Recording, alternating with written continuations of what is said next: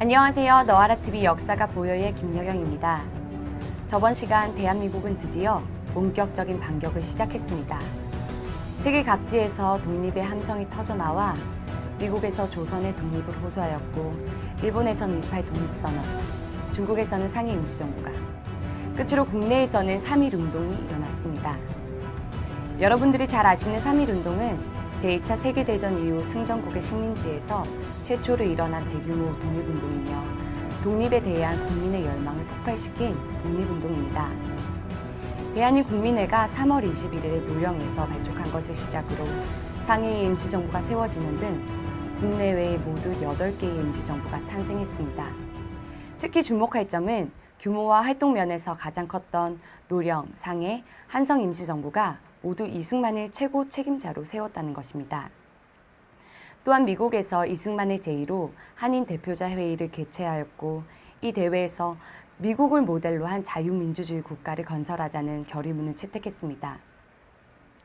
한편 일본은 3.1운동이 일어나자 미국에서 언론 플레이를 하기 시작했는데요.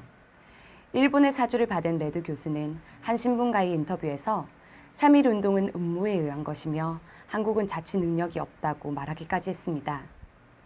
이에 이승만은 5월 18일자 뉴욕타임즈에 기고문을 게재해 레드 교수의 글을 논리적으로 반박했습니다.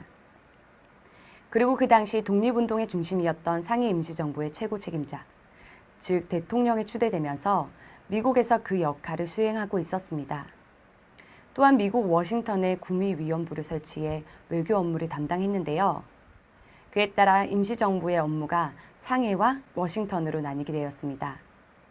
그러자 상해에서는 대통령이 상해 현지에 거주해야 한다는 목소리가 커졌습니다.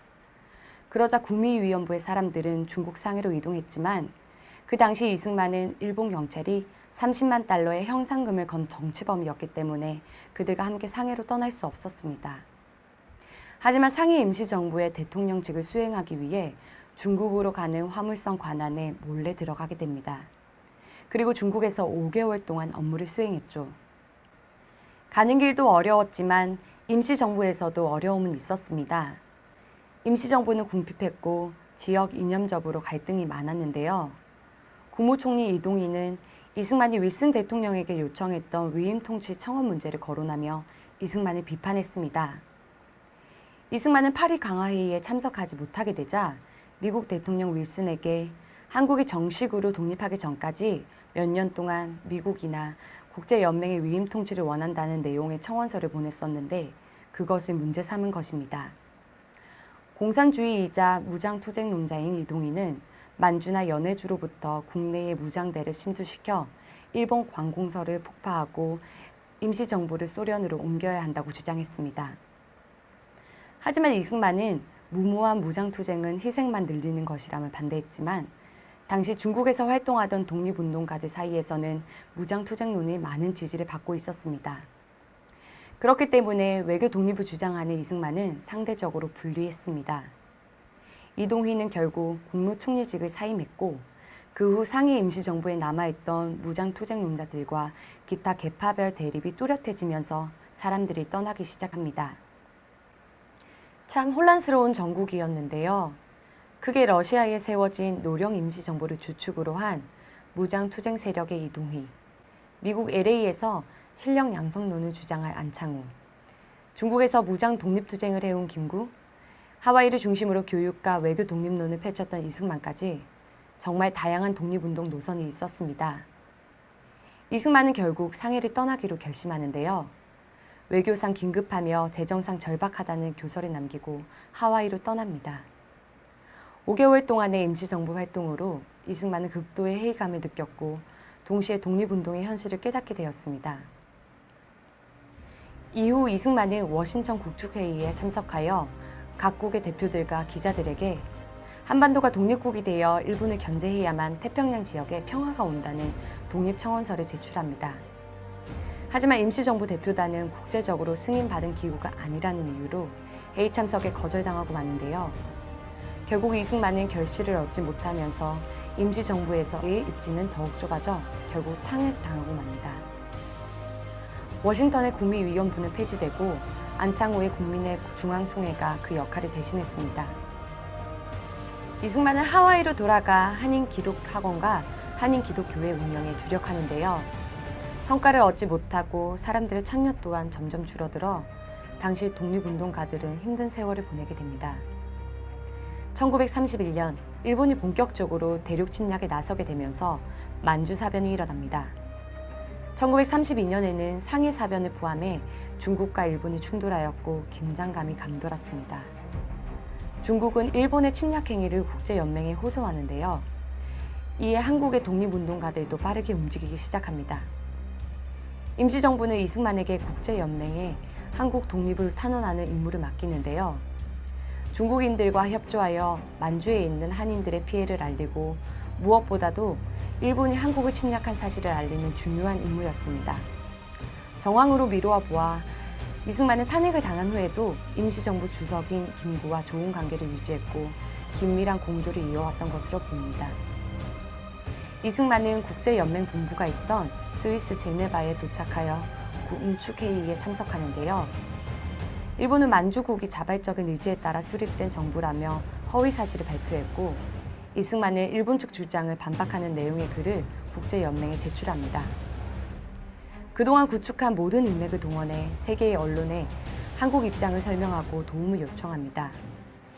국제연맹 부설 라이도 방송을 통해서도 연설하며 여론 형성을 위해 노력했습니다. 하지만 안타깝게도 일본의 방해로 국제연맹의 한국 문제를 정식 의제로 상정하는 데에는 실패합니다. 또다시 성과를 얻지 못하자 이승만은 크게 실망했지만 포기하지 않는데요. 그렇게 희망과 좌절 사이를 헤매는 동안 이승만은 제네바에서 반려자 프란체스카 도너를 만나게 됩니다. 그녀는 오스트리아 비엔나에서 중소기업을 운영하는 사업가의 셋 딸 중 막내로 아버지 사업을 돕고 있었습니다. 만남은 저녁 식사 때 붐비던 호텔 식당에서 이루어졌는데요. 자리가 모자라 이승만이 모녀와 합석을 하게 되면서 이루어졌습니다. 이승만의 나이 58세 때의 일로 당시 프란체스카는 33세였습니다. 두 사람의 관계는 급속도로 가까워졌고 결혼을 약속합니다. 1년 뒤 뉴욕에서 결혼식을 올렸는데요. 그들의 결혼은 마치 동지적 결합이었습니다. 그녀 역시 이승만과 마찬가지로 모든 것을 한국 독립에 바쳤기 때문입니다. 이승만은 이후 아내와 함께 하와이로 향하는데요. 하와이 여러 섬을 다니며 한인들을 격려하는 동시에 한인 기독교회와 한인 기독학원을 위한 모금 운동을 벌입니다. 그는 한국 독립이 무장투쟁이 아닌 외교와 여론 조성을 통해 이루어질 수 있다는 평소 신념을 거듭 강조했고 머지않아 일본과 미국 사이에 전쟁이 일어날 것이므로 독립에 대한 희망을 잃지 말 것을 당부합니다. 이승만은 일본의 침략 야욕을 비판한 책을 쓰기로 결심하는데요. 바로 일본 내막기입니다. 한국과 동아시아를 둘러싼 국제관계를 분석해 일본의 제국주의적 야욕을 폭로하고 그것을 견제하는 차원에서라도 한국의 독립은 반드시 이루어져야 한다고 주장했습니다. 그것이 결국 미국의 국익에도 도움이 되며 언젠가 일본 군국주의가 반드시 미국을 공격하게 된다는 역사적 이유를 제시했지만 미국인들의 반응은 냉담했습니다. 오히려 미국과 일본의 관계를 이간질하기 위한 책이라는 혹평을 받습니다. 그러나 6개월 뒤 일본이 하와이의 진주만을 기습 공격하자 미국과 일본의 관계는 하루아침에 뒤집어집니다. 그리고 이승만과 저서 일본 내막기의 평가 또한 뒤집어지는데요. 미국에서 베스트셀러가 되었고 영국에서도 출간하게 됩니다. 언론에서는 이승만의 경고를 무시한 미 국무부와 국방부를 비난하고 일본 군국주의의 실상을 이해하는 데 일본 내막기가 필수라며 입장을 선회합니다. 이로 인해 미국에서의 이승만의 위상은 어느 때보다 높아졌고 이제 이승만의 주장이 받아들여지기 시작합니다. 더불어 재미 한인 사회에서의 위상도 살아나는데요. 하와이 호놀룰루에서 재미 한족 연합위원회를 발족하고 워싱턴에서는 외교위원부를 설치하여 이승만을 외교위원장으로 추대합니다. 또한 김구 주석으로부터 지금의 미국 대사 자격인 주미 외교위원장직을 추임받습니다. 이 외에도 이승만은 다양한 독립운동을 모색하는데요. 이승만은 미국 정부가 전 세계를 대상으로 미국의 정책과 문화를 알리기 위해 만든 국제방송 미국의 소리에 한국어 방송은 제안합니다. 그는 이 방송을 이용해 특유의 발음과 억양으로 왜 조국이 독립을 해야 하는지 그 필요성을 주장하며 한마음이 될 것을 호소합니다. 비록 직접 방송을 들을 수 있는 사람들은 많진 않았지만 이승만의 연설 내용은 입소문 타고 순식간에 퍼져나갑니다. 한편 미국과 일본이 태평양 전쟁으로 맞붙게 되자 이승만은 비밀리에 광복군을 미국 대외 첩보 공작처 OSS에 참여시키는 계획을 세웁니다. OSS는 정규 편제상 육군이나 해군에 소속된 기관이 아니라 대통령 영에 의거 설립된 기관으로 주요 첩보 수집 기능과 특수 공작 기능이 주 임무였습니다. 이곳에 광복군을 투입시키겠다는 것은 기존에 자신이 주장하던 외국 독립투쟁 방식에 무장투쟁을 병행하겠다는 전략이었는데요. 임시정부의 승인도 받아내고 전쟁이 끝난 후 한국의 발언권을 높이려는 의도였습니다. 1942년 미국에서 시작된 이승만과 OSS 합작은 광복군과 OSS의 군사합작으로 이어지는 결정적 계기를 마련합니다. 1945년 3월 15일 광복군 대표 김학규와 미군 14항공대 사령관은 한미 군사합작을 관해 합의합니다. 1945년 8월 9일 OSS 대원을 국내 투입하기로 결정했지만 작전은 실행하지 못했습니다. 일본이 항복했기 때문입니다. 1945년 8월 6일 일본 히로시마에 원자폭탄이 떨어집니다. 히로시마는 아비규환이 되었고 곧이어 이틀 뒤 두 번째 원자폭탄이 나가사키에 떨어집니다. 미국이 다음은 동경이라고 경고하자 일본은 무조건 항복을 선언합니다. 6일 후인 1945년 8월 14일 밤 11시 일본의 항복 소식이 라디오 임시 뉴스에 나오게 됩니다. 드디어 해방이 온 것입니다. 우리나라가 꿈에 그리던 독립을 하게 된 것입니다.